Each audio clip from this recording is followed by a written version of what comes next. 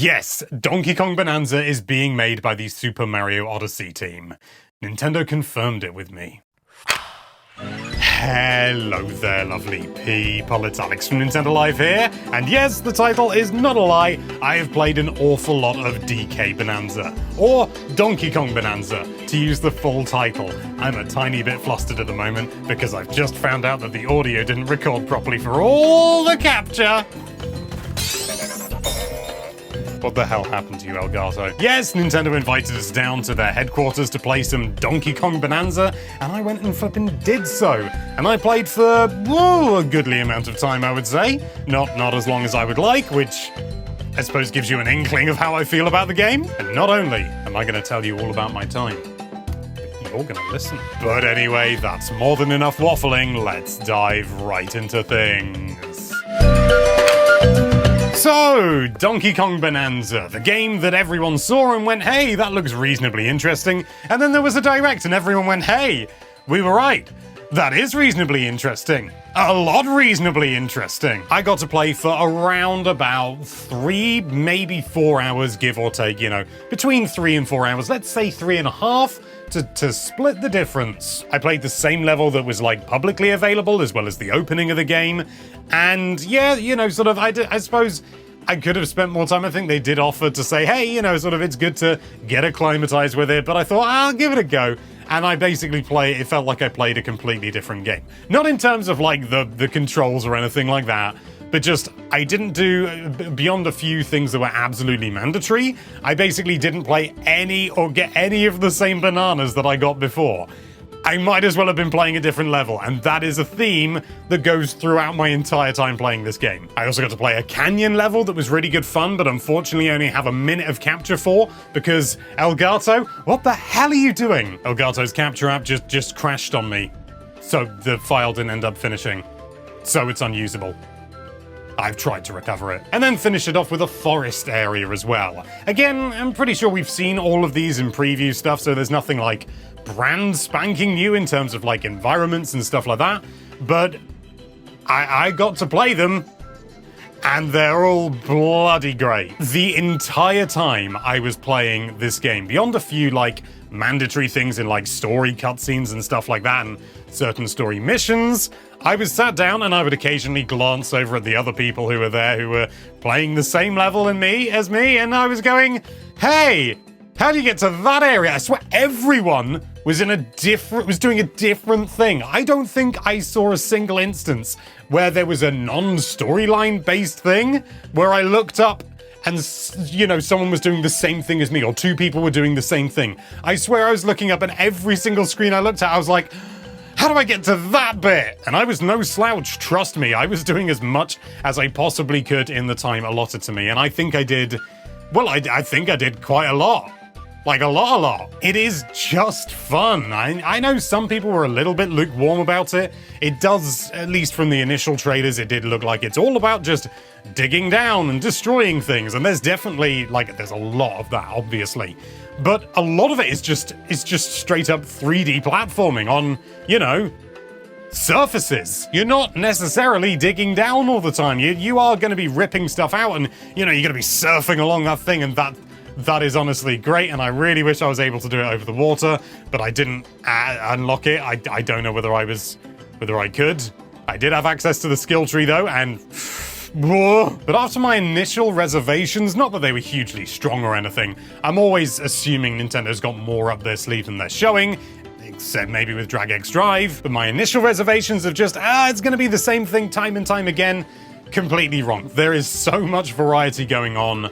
And the environments, again, you'd sort of look at them as a snapshot and you think they're very open and barren, but there is so much going on under the surface as well. And also, the movement that DK has means that large areas get kind of shrunk down because you can move a lot more than I think a lot of people maybe assume. Not in terms of you can go places you didn't think you could, but just the freedom in movement. I mean, you can tell this is made by the Odyssey team. And it is, as I confirmed at the start of the video.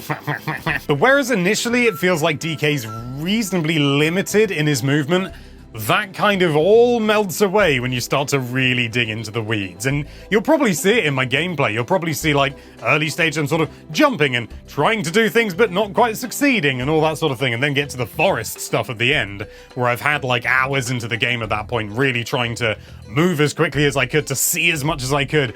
And I don't know, because I haven't like watched it back in detail, but I would like to think it's, well, if not night and day, at least, 9 in the morning to 6 in the evening. For example, there's a skill you can unlock where when you grab a rock, you can jump up in the air and then jump off that rock with a complete disregard to physics, and that opens up things far more than you would realize. But at the same time, you can just climb anything.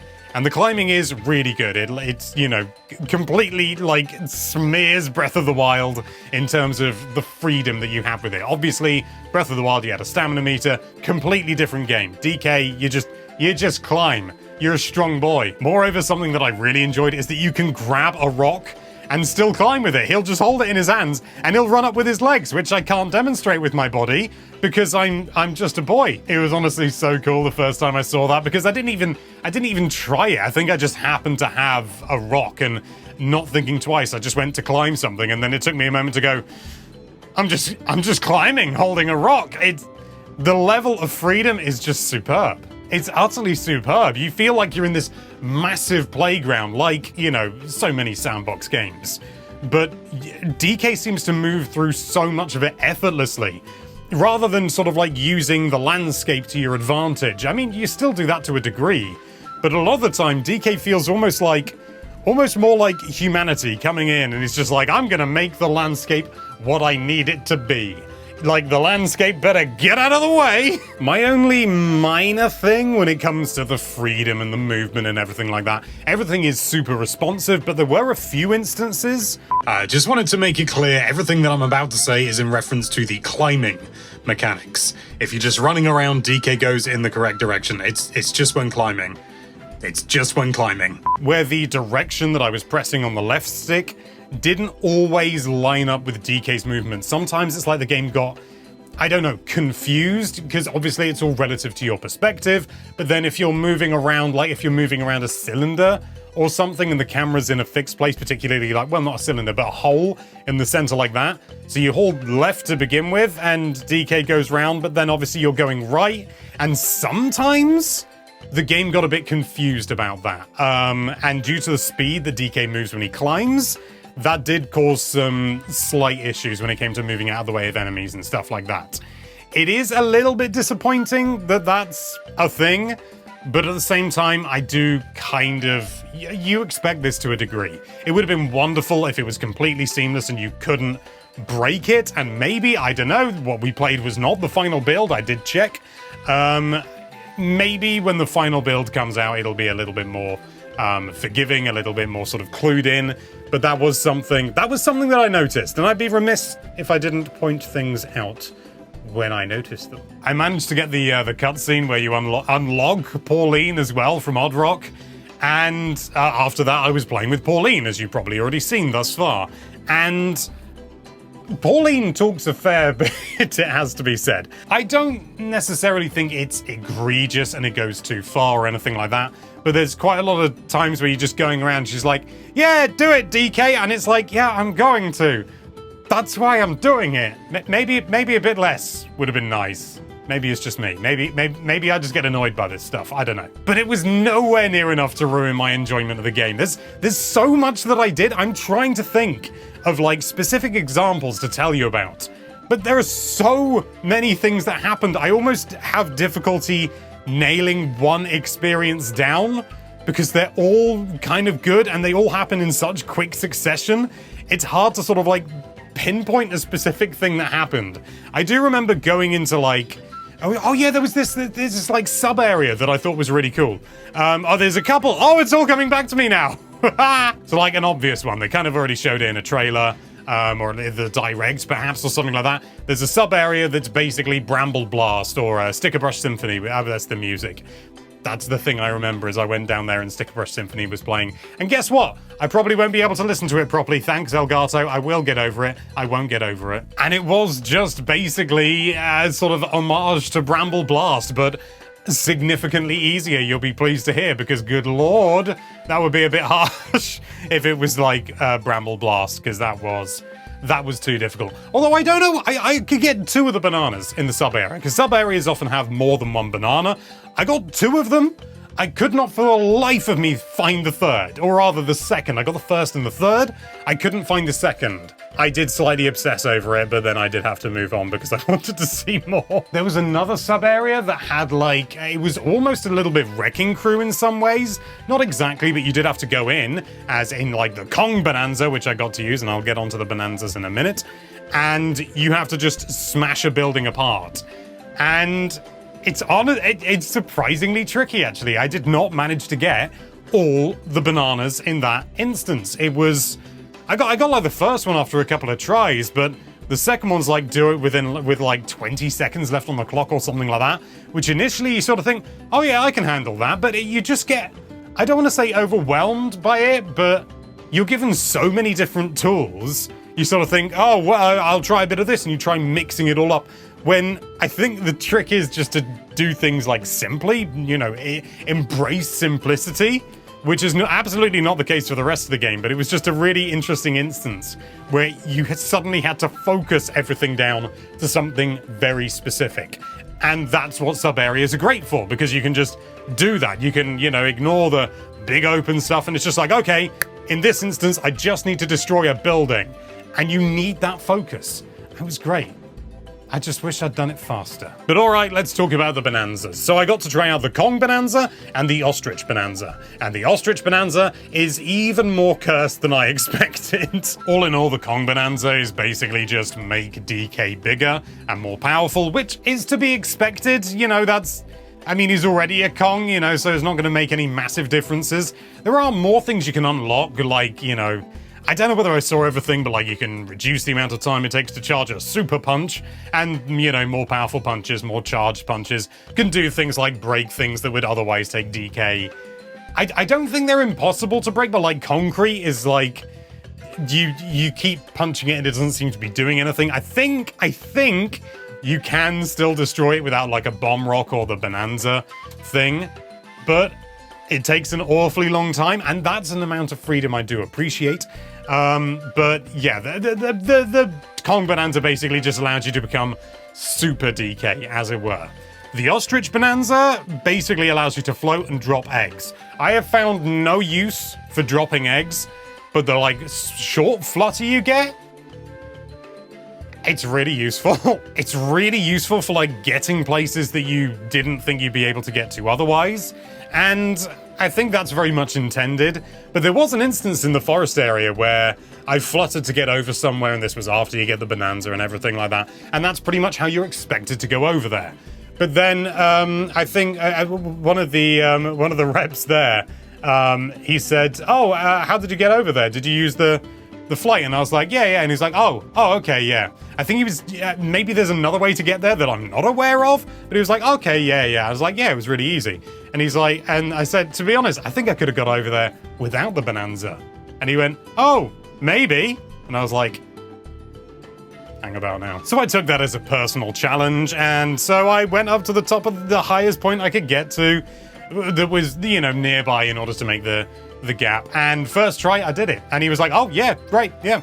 It's good for sequence breaking, isn't it? Like, he actually said sequence breaking. It was a delight. Like, it's like, I don't want to say that the developers in Nintendo don't care how you play, but to a degree, I think they just care that you're having fun. I imagine there's going to be so many instances where people are sequence breaking, getting to things early, or just bypassing things entirely.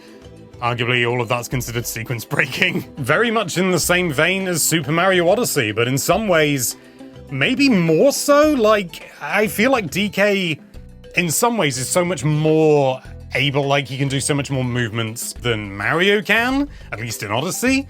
But in other ways, he feels less agile. He's more about power and things like that. But then you can also just like build sand. Like, you know, like you can pick up a lump of sand and you can throw it down or throw it on something and it'll stick and you'll be building rather than destroying. You can also do that on enemies. I found out you can just put sand on their faces, which I don't think it does anything worthwhile. I think if anything, it just gets in the way, but it sure was funny. There does seem to be like a limit, like the big head thing, like the sand only goes out to a certain part. There's like a radius that you can build on an enemy, it seems, at least the ones that I tested. And so, I mean, that makes sense. You don't want to have this great big thing going. It makes sense. You've got to put a limit somewhere. But my God, just thinking about it, my brain is just so scattered over so many things. And there were definitely some bits that were better than others, like sub areas and stuff like that. Some were just very much, oh, okay, let's go through, boom, done, kind of thing. There was one where I had to like go, there was like a was it a conveyor belt? It was something that was moving me forward, and there were like rocks in the way and stuff like, not rocks, sorry, like thorns in the way, and you had to avoid the thorns. That makes far more sense. Good Lord, I am disjointed in this video, aren't I? And that one was fine, you know, I didn't dislike it or anything like that, but it was, you know, it's just by the numbers, you know, sort of a little bit sort of ordinary. But then there were others, like I've mentioned before, which were just absolutely delightful. Really difficult, but, well, I say really difficult. It's probably because I was overthinking things. I think if you're slow and methodical, even like the Bramble Blast section that I went into, you can at least probably get one banana reasonably easily. But I don't know. I was probably overthinking it. I did also have an instance where we needed to like move on soon to the next area. And it's like, so if you can do, the rep just said to me, if you could just like continue with the story mission. And I was like, I'm trying, but I get distracted and end up doing like the fun little things to the side. I was genuinely trying. It's like, okay, let's just do the story mission stuff. And I'd go down the path that I needed to. And then I'd just be like, I just really quickly have a look at this thing. I just have a quickly look. I just quickly, and ended up on a massive tangent.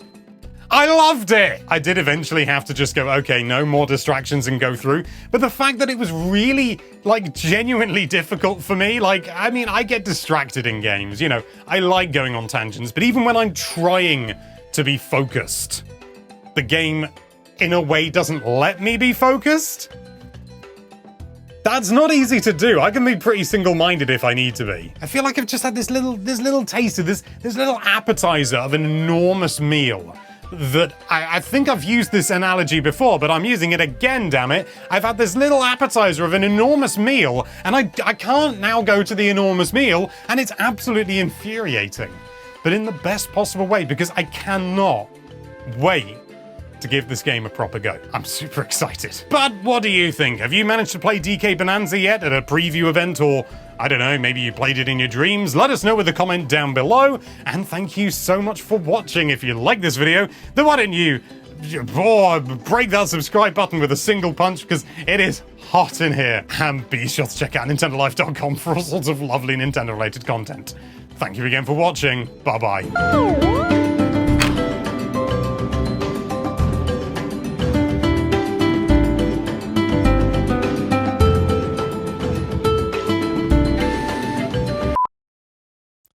Oh my lord, the aircon's going right back on.